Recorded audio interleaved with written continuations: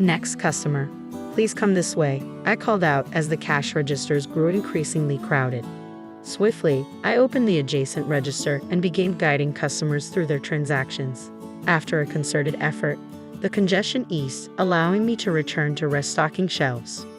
"Mary, you're amazing at ringing up customers so quickly," remarked a fellow part-time employee, breaking the rhythm of my tasks. In this bustling supermarket, a diverse mix of high school students and individuals like myself populated the workforce, making each shift enjoyable. My name is Mary, a 45-year-old part-time housewife who found solace and purpose in this role for the past decade. When my child began elementary school, I sought employment and landed a part-time position at this local market. The environment, filled with fellow housewives and understanding managers, suited my lifestyle perfectly. Over the years, I transitioned into one of the senior part-timers, familiar with both customers and colleagues alike. However, a sudden change disrupted our routine when our beloved manager was transferred to headquarters for what seemed like a promotion.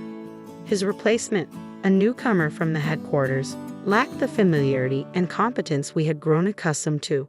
Slowly, the atmosphere soared as his managerial style clashed with the store's dynamics. Rumors circulated among part-timers speculating on the president's wife's preferences for young, charismatic managers. It became apparent that our new manager saw her favor, often seen engaging in conversation with her. Despite the dissatisfaction brewing among us, none dared to voice their concerns to the president's wife. Instead, some part-time housewives and student employees quietly began resigning. As the situation unfolded, I found myself contemplating whether it was time to seek alternative part-time employment, unsure of what the future held in this changing environment. I found myself in the crosshairs of the president's wife, her sudden inquiry catching me off guard. "You've been working at the store for quite some time, haven't you? How's your child? Already in college? Which one?" she prodded, surprising me with her directness. "Yes, I've been here since the previous manager," I replied cautiously, not eager to delve into personal matters.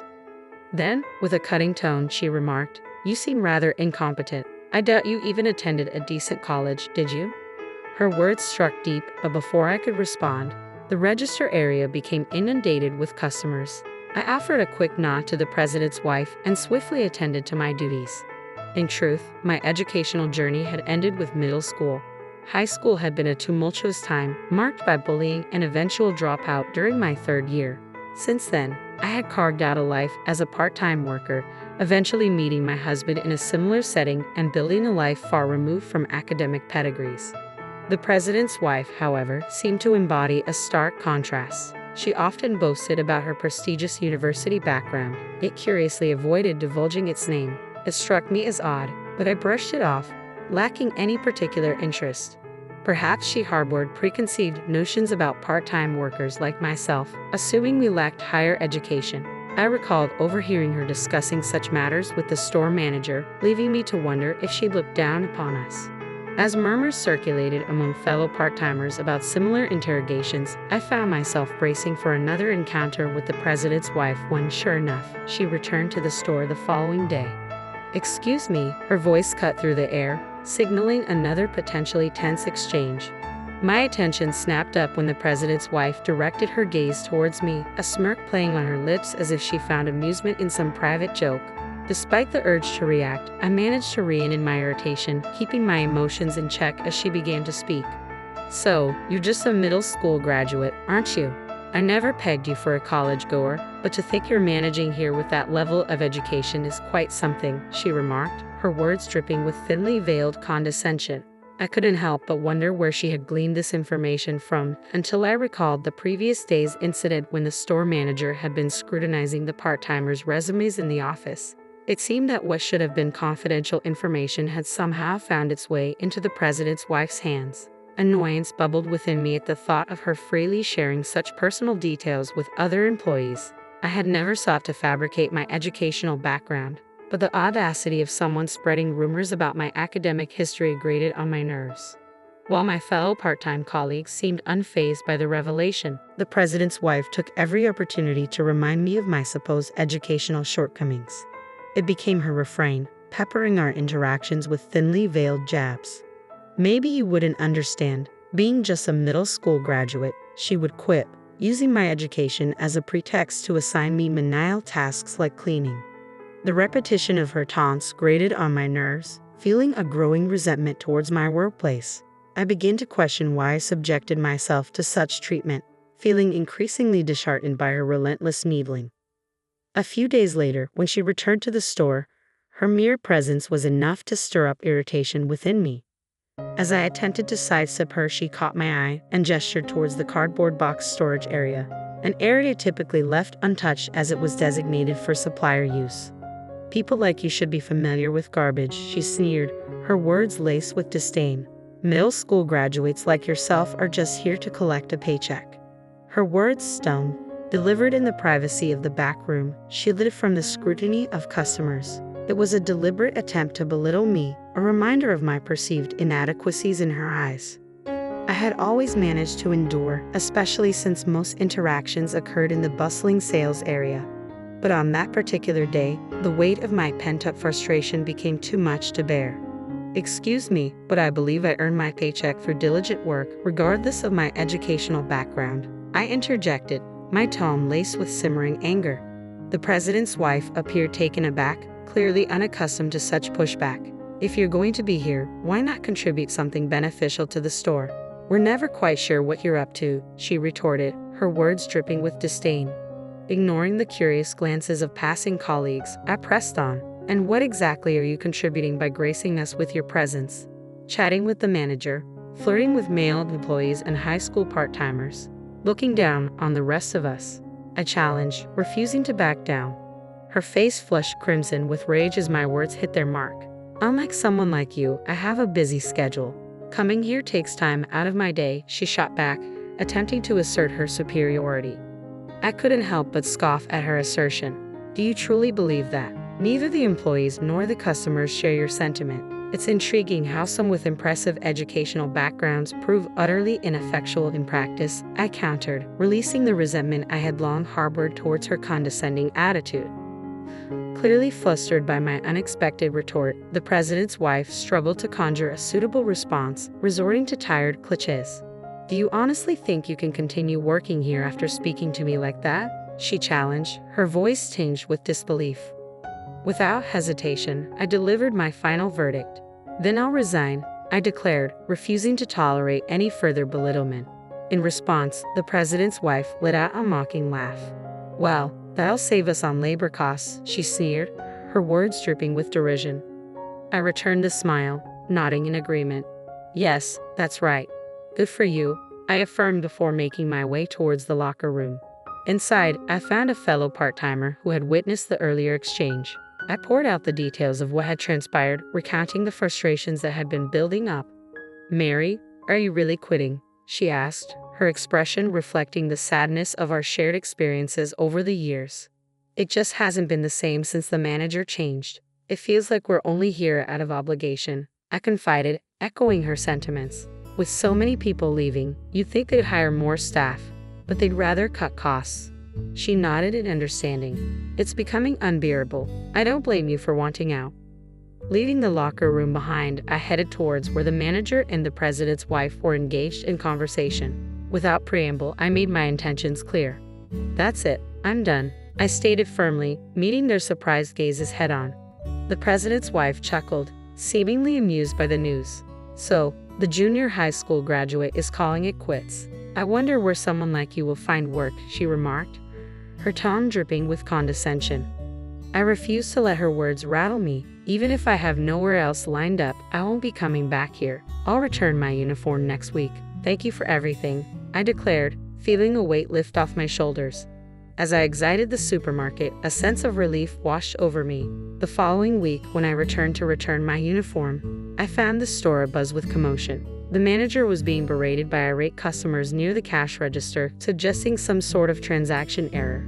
Despite the chaos, I felt a sense of peace knowing that I had made the right decision to leave. With my resignation already settled, I made my way towards the office to return my uniform.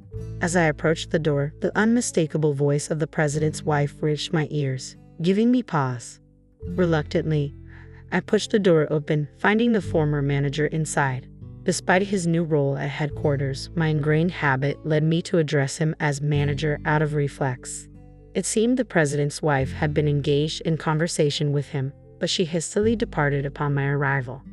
"What happened at the register?"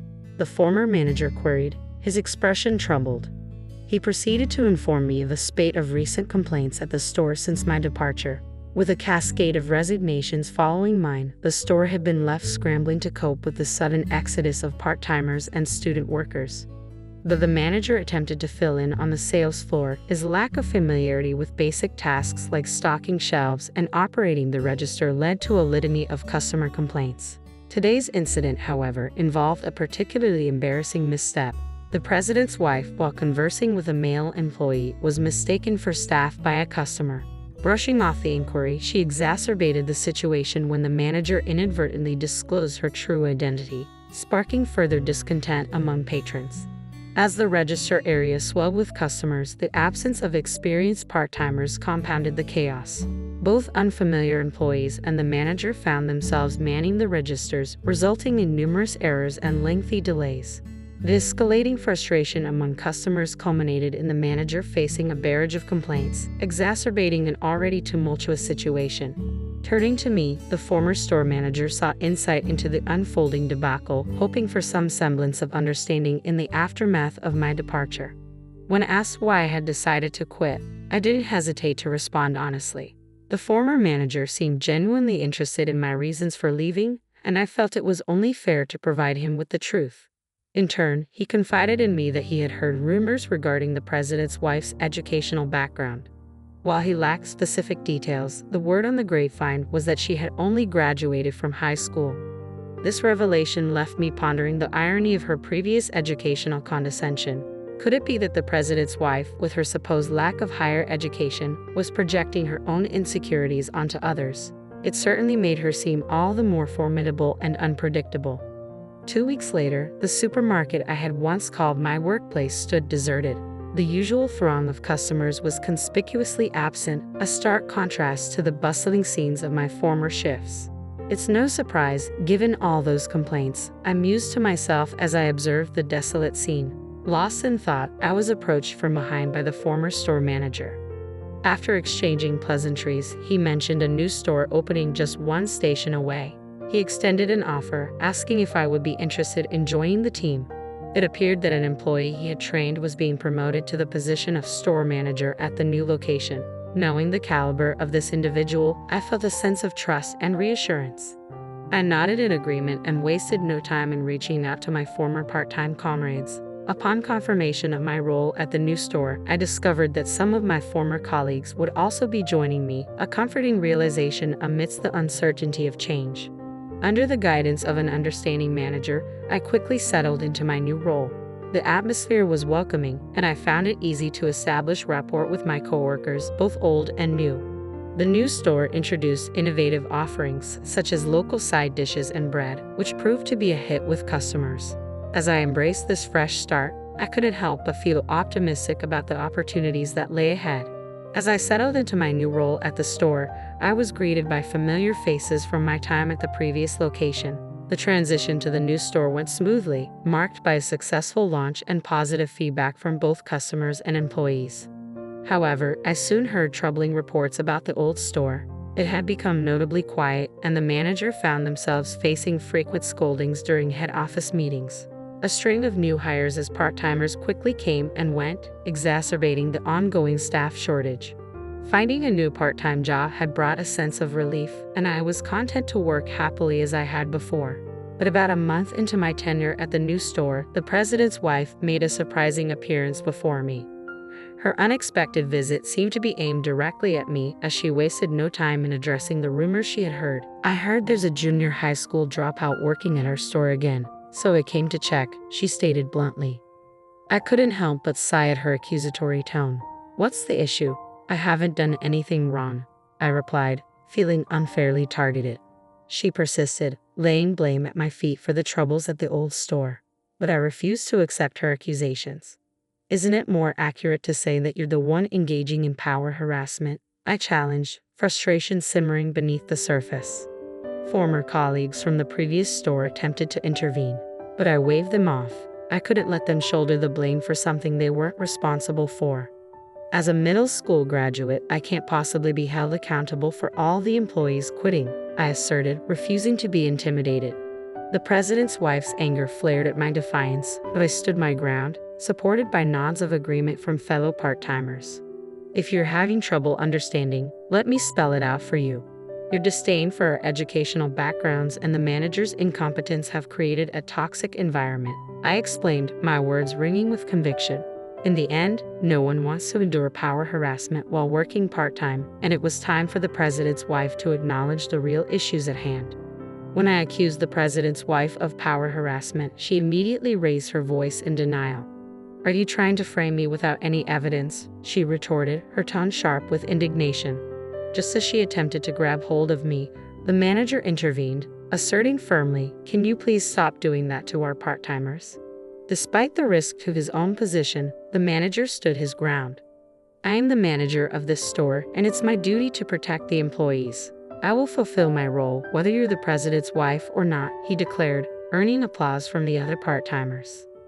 With a resigned sigh, I reached for my smartphone. "I have evidence of power harassment," I stated calmly before playing a video.